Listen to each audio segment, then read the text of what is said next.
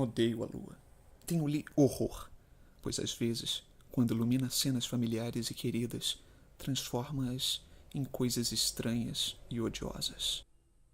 Foi durante o verão espectral que a lua brilhou no velho jardim por onde eu errava. O verão espectral de flores narcóticas e úmidos mares de folhagens que evocam sonhos extravagantes e multicoloridos. E, enquanto eu caminhava pelo raso córrego cristalino, percebi extraordinárias ondulações rematadas por uma luz amarela, como se aquelas águas plácidas fossem arrastadas por correntezas irresistíveis em direção a estranhos oceanos para além deste mundo.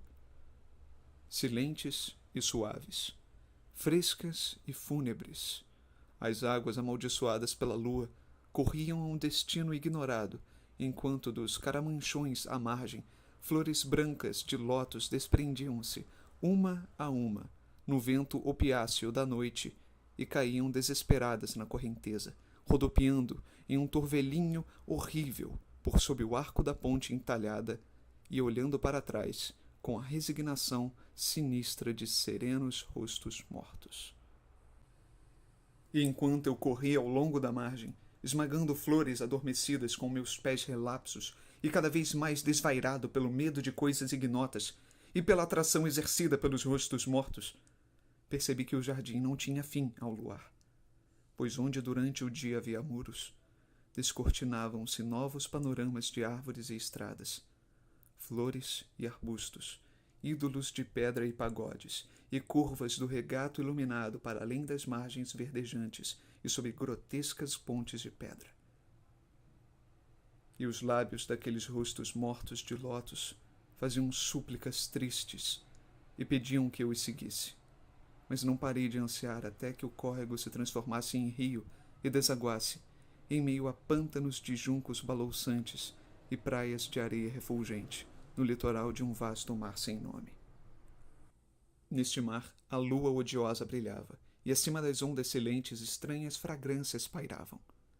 E lá, quando vi os rostos de lótus desaparecerem, ansiei por redes para que eu pudesse capturá-los, e deles aprender os segredos que a lua havia confiado à noite. Mas quando a lua moveu-se em direção ao ocidente, e a maré estagnada refluiu para longe da orla tétrica, pude ver sob aquela luz os antigos corucheus, que as ondas quase revelavam, e colunas brancas radiantes com festões de algas verdes. E sabendo que todos os mortos estavam congregados naquele lugar submerso, estremeci, e não quis mais falar com os rostos de lótus. Contudo, ao ver um condor negro ao largo descer do firmamento para descansar em um enorme recife, senti vontade de interrogá-lo e perguntar sobre os que conheci ainda em vida.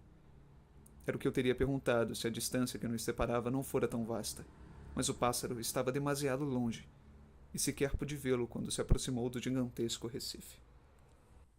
Então observei a maré vazar à luz da lua que aos poucos baixava, e vi os corucheus brilhando, as torres e os telhados da gotejante cidade morta. E enquanto eu observava, minhas narinas tentavam bloquear a pestilência de todos os mortos do mundo, pois, em verdade, naquele lugar, ignorado e esquecido, reuniam-se todas as carnes dos cemitérios para que os túrgidos vermes marinhos desfrutassem e devorassem o banquete. Impiedosa, a lua pairava logo acima desses horrores, mas os vermes túrgidos não precisam da lua para se alimentar. E enquanto eu observava as ondulações que denunciavam a agitação dos vermes lá embaixo, pressenti um novo calafrio, vindo de longe, do lugar para onde o condor voara. Como se a minha carne houvesse sentido o horror antes que os meus olhos o vissem.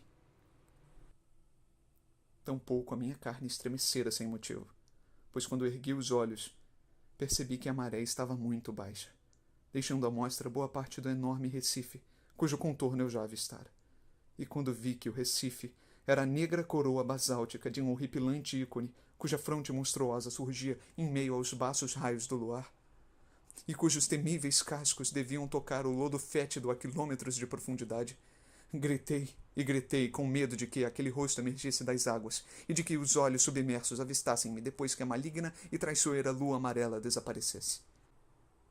E para escapar a essa coisa medonha, atirei-me sem hesitar nas águas pútridas, onde entre muros cobertos de algas e ruas submersas, os túrgidos vermes marinhos devoram os mortos do mundo.